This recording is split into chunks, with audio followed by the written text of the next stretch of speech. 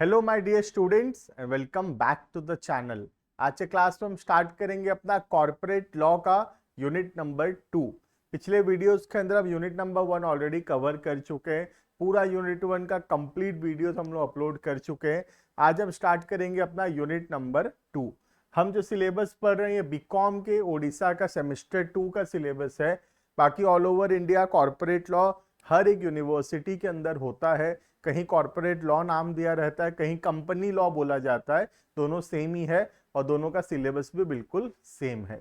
तो तुम चाहे ऑल ओवर कोई भी यूनिवर्सिटी से क्यों ना हो कंट्री के, तुम इस वीडियो को आराम से देख सकते हो। ठीक है, तो वीडियो को स्टार्ट करते हैं। आज का जो टॉपिक है वो है यूनिट नंबर 2, जिसमें हम पढ़ेंगे कंपनी कैसे संभाला जाता है, how a company is managed. तो बेसिकली जैसे हमको पता होगा कि कंपनी को कौन मैनेज करता है, company is manage by the directors. तो आज के क्लास में हम देखेंगे डायरेक्टर्स क्या होते हैं, कौन होते हैं डायरेक्टर्स और उनका क्या काम होता है कंपनी में, and what is the difference between a share holder and a director. इसमें क्या डिफरेंसेस है। ठीक है, तो जैसे कि हमको पता है कि कंपनी क्या है, कंपनी एक आर्टिफिशियल पर्सन है। कंपनी कोई नेचुरल पर्सन नहीं है, company is artificial person created by law. तो कंपनी खुद अपने डिसीजंस नहीं ले सकता। तो कंपनी को मैनेज करने के लिए, कंपनी के डे टू डे डिसीजंस लेने के लिए कोई ह्यूमन बीइंग का जरूरत पड़ेगा। तो कंपनी किसको अपॉइंट करता है day to day decision making के लिए? कंपनी अपॉइंट करता है डायरेक्टर्स को। ठीक है, अब ये डायरेक्टर्स को जो है क्या दिया गया है, कंपनी का ओवरऑल मैनेजमेंट दिया गया है। क्या ये कंपनी के मालिक है? नहीं। मालिक का नाम क्या है? मालिक का नाम है शेयर होल्डर्स। ठीक है, तो कंपनी के जो ओनर है they are called as share holders. मालिक का नाम है शेयर होल्डर्स। लेकिन सब शेयर होल्डर्स तो बिजनेस में पार्टिसिपेट नहीं करेंगे, बिजनेस को मैनेज नहीं करेंगे।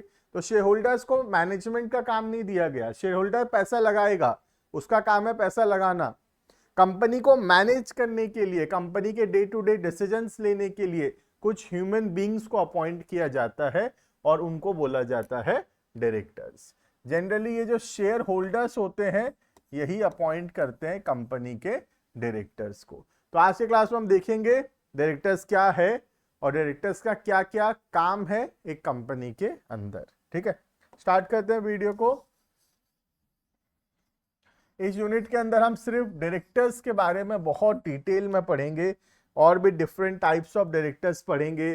कौन डायरेक्टर्स बन सकता है, क्या क्वालिफिकेशंस है, क्या डिसक्वालिफिकेशंस है डायरेक्टर बनने में। ठीक है, देखना स्टार्ट करते हैं वीडियो को। The concept of director pertains to individuals appointed elected to oversee the activities and governance of an organisation. तो ये एक ऑर्गेनाइजेशन को संभालने के लिए, उसके डिसीजंस लेने के लिए जो पर्सन्स अपॉइंट किए जाते हैं they are called as directors. Typically a corporation, directors from a board that collectively ensures the organisations objectives are met. इनका काम है इंश्योर करना कि ऑर्गेनाइजेशन का ऑब्जेक्टिव पूरा हो रहा है, कंपनी सारा लीगल ऑब्लिगेशंस को पूरा कर रहा है और जो भी रूल्स एंड रेगुलेशंस बनाए गए हैं वो सारा पॉलिसीज, रूल्स, रेगुलेशंस फॉलो हो रहा है। तो बेसिकली डायरेक्टर्स का काम है कि ओवरऑल सारा काम को मैनेज करना। ठीक है, अब हम देखेंगे क्या क्या रोल और रेस्पॉन्सिबिलिटी है एक कंपनी के डायरेक्टर का। तो बहुत सारे पॉइंट्स इसके अंदर, स्टार्ट करेंगे एक एक करके। ठीक है, सबसे पहला पॉइंट है गवर्नेंस एंड ओवरसाइट। गवर्नेंस का मतलब है इंश्योर करना कि जो भी रूल्स रेगुलेशंस है, जो भी पॉलिसीज बनाए गए हैं, जो भी स्ट्रेटेजीज बनाए गए हैं वो सब इंप्लीमेंट हो रहा है, फॉलो हो रहा है। Directors are responsible setting up the strategic direction. Company कौन से डायरेक्शन में जाएगा, क्या काम करेगा, ये डिसाइड करने का काम किसका है? डायरेक्टर्स का। They make high level decisions regarding the company's policies, goals and strategies. तो वो लोग डिसीजन बनाते हैं, कंपनी के पॉलिसीज सेट करते हैं, कंपनी का गोल सेट करते हैं एंड कंपनी का स्ट्रेटजी सेट करते हैं। Their governance role ensures that the company adheres to मतलब फॉलो, अडेयर का मतलब है वो इंश्योर करते हैं कंपनी फॉलो करे all the legal and ethical standards. तो बेसिकली फर्स्ट पॉइंट बोलता है कि इनका काम है कंपनी का स्ट्रेटेजिक डायरेक्शन डिसाइड करना, कंपनी के पॉलिसीज, गोल्स, ऑब्जेक्टिव सेट करना और इंश्योर करना कि जो वो सेट किए हैं वो फुलफिल हो रहा है, वो पूरा हो रहा है। ठीक है, नेक्स्ट और क्या काम है इनका? Fiduciary duties. Directors have fiduciary duties to the share holders. इनका ड्यूटी बनता है किसके तरफ? शेयर होल्डर्स या स्टेक होल्डर्स के तरफ। शेयर होल्डर्स का मतलब है कंपनी के ओनर, जो कंपनी में पैसा लगाए हैं, they are called as share holders. और स्टेक होल्डर्स का मतलब होता है everyone, all the persons who are involved directly or indirectly into the company, जैसे कि सोसाइटी, गवर्नमेंट, कस्टमर, सप्लायर्स, इन सबको मिला के क्या बोलते हैं? Stake holders. ठीक है, तो शेयर होल्डर्स का मतलब सिर्फ ओनर होता है और स्टेक होल्डर्स का मतलब सबको मिला के, we called it as stake holders. तो और क्या क्या ड्यूटी बनता है इसका? सबसे पहला ड्यूटी टू केयर, सबसे पहला ड्यूटी है ड्यूटी टू केयर।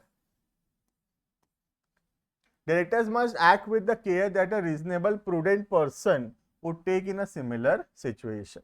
बोल रहा है कि डायरेक्टर को ठीक से सोच समझ के केयर से काम करना चाहिए जैसे एक नॉर्मल पर्सन करता है। ठीक है, नेक्स्ट ड्यूटी ऑफ लॉयल्टी।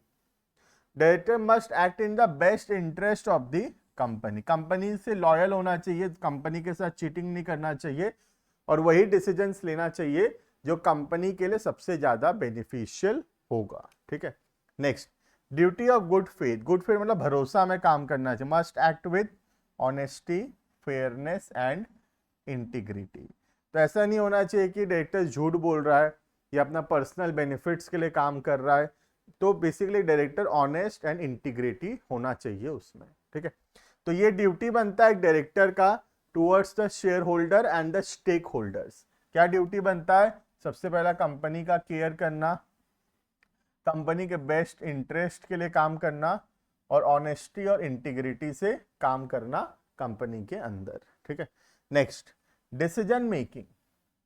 एक डायरेक्टर सारे मेजर डिसीजंस लेता है एक कंपनी के अंदर। ठीक है, देखना the board of directors. Board of directors मतलब ग्रुप ऑफ डायरेक्टर्स। सारे डायरेक्टर्स को जब हम कंबाइंडली क्या बोलते हैं? Board of directors. ठीक है, तो the board of director involve in major decision making. सारे मेजर डिसीजंस जो है डायरेक्टर्स ही लेते हैं, including approving annual budgets, budget set करना, प्लान्स बनाना, मर्जर या मर्जर मतलब किसी के साथ मिलना, एक्विजिशन मतलब कोई बिजनेस को खरीदना, and any other important decisions. तो कोई भी इंपॉर्टेंट एक्शंस, डिसीजंस जो लेना है कंपनी के अंदर, वो लेने का जिम्मेदारी किसका है? बोर्ड ऑफ डायरेक्टर्स का। Next they work to ensure that this decision align with the company strategic goals. उनका फोकस होता है कि वो जो डिसीजन लेंगे वो किसके हिसाब से होना चाहिए?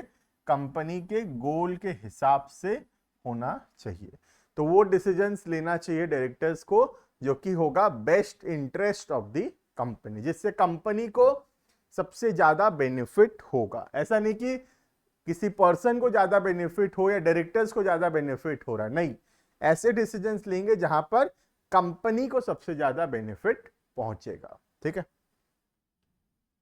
Next supervision of management. Supervise करना मतलब गाइड करना, किसको? ओवरऑल मैनेजमेंट को।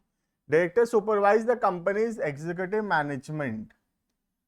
तो कंपनी के टॉप लेवल को भी गाइड करता है, इंक्लूडिंग द सीईओ, जो सीईओ सबसे हेड है। ठीक है, they provide guidance and oversight to ensure that management actions are aligned with the board strategic direction and the companies best interest. वो गाइड करते हैं और देखरेख करते हैं सो दैट जो डिसीजन हो वो बोर्ड के हिसाब से हो और कंपनी के इंटरेस्ट में हो। तो ये इंश्योर करते हैं कि जो कंपनी का एग्जीक्यूटिव मैनेजमेंट है एग्जीक्यूटिव मैनेजर मतलब जैसे सीईओ हो गया या सीएफओ हो गया, तो ये सीईओ ऐसे डिसीजंस ले जो कि बोर्ड के हिसाब से हो एंड कंपनी के हिसाब से हो, बोर्ड एंड कंपनी के बेस्ट इंटरेस्ट पे होना चाहिए, ठीक है। Next, risk management. Part of the directors role is to identify and mitigate the risk. तो डायरेक्टर्स का ये भी काम है कि क्या क्या रिस्क अराइज हो सकता है उसको प्रेडिक्ट करना। रिस्क का मतलब क्या है? चांसेस ऑफ लॉस, कोई भी वजह से जिससे कंपनी को नुकसान पहुंच सकता है, जैसे change in government policy, change in the peoples taste preference, market में भी टेक्नोलॉजिकल चेंजेस, ये सब एक रिस्क है क्योंकि इन सब से कंपनी को नुकसान पहुंच सकता है। तो डायरेक्टर का काम है कि उन रिस्क को आइडेंटिफाई करना और उस रिस्क को मिटिगेट करना। मिटिगेट करना मतलब कम से कम करने का कोशिश करना, ठीक है। This involves establishing appropriate risk management frameworks and monitoring the company's risk exposure to ensure that it remains within the acceptable limits। तो रिस्क को कम से कम करना और टाइम टू टाइम रिस्क को मॉनिटर करते रहना सो दैट रिस्क जो है एक मिनिमम लेवल से कम हो। मतलब ऐसा नहीं हो कि बहुत ज्यादा रिस्क है बिजनेस में, एक लेवल तक रिस्क होना चाहिए, उससे ज्यादा रिस्क ना हो, क्योंकि बहुत ज्यादा रिस्क होगा तो अगर वैसा कुछ हो जाता है तो कंपनी बंद भी हो सकता है। तो डायरेक्टर्स का काम है रिस्क को आइडेंटिफाई करना और कैसे हम रिस्क को कम से कम कर सकते हैं वो इंश्योर करना। रिस्क हम जीरो तो कभी नहीं कर सकते, बट हाँ रिस्क को हम जरूर मिनिमाइज कर सकते हैं, ठीक है। Next,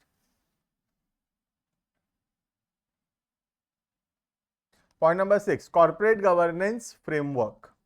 Director establish and maintain a corporate governance framework that outlines the company's policies, procedures and ethical guidelines। तो corporate governance क्या होता है? इंश्योर करना है कंपनी जो है सही डिसीजंस ले रहा है, ट्रांसपेरेंट है, कुछ हेरा फेरी नहीं कर रहा, अकाउंटेबल है, आंसरेबल है अपने कामों के लिए।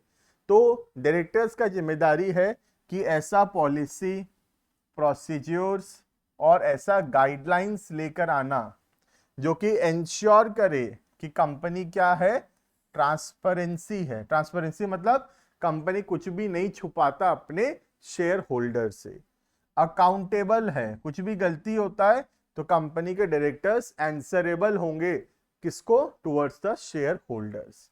एंड फेयरनेस, फेयरनेस मतलब कोई भी चीटिंग ना करना।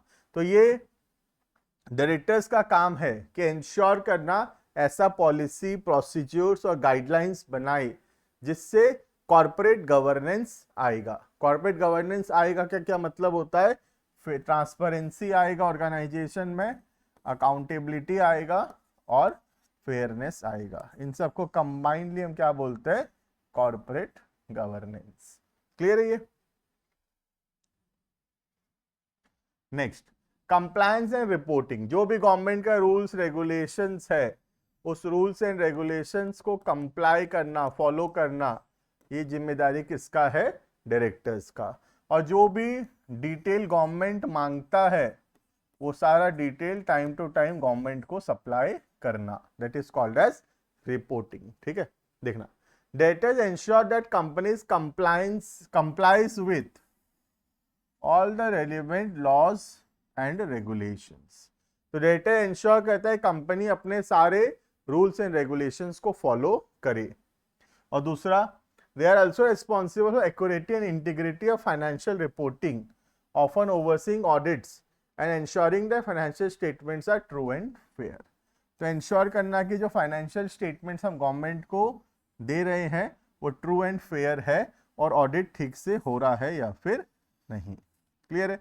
तो बेसिकली दो काम हो गया, एक हो गया कंप्लायंस मतलब रूल्स रेगुलेशंस फॉलो हो रहा है कि नहीं चेक करना, और दूसरा रिपोर्टिंग। रिपोर्टिंग मतलब सारा डिटेल गवर्नमेंट को टाइम टू टाइम सप्लाई करना, जैसे कि trading account, PL account, balance sheet, ये सब गवर्नमेंट को देना और सही true and fair balance sheets provide करना, ठीक है।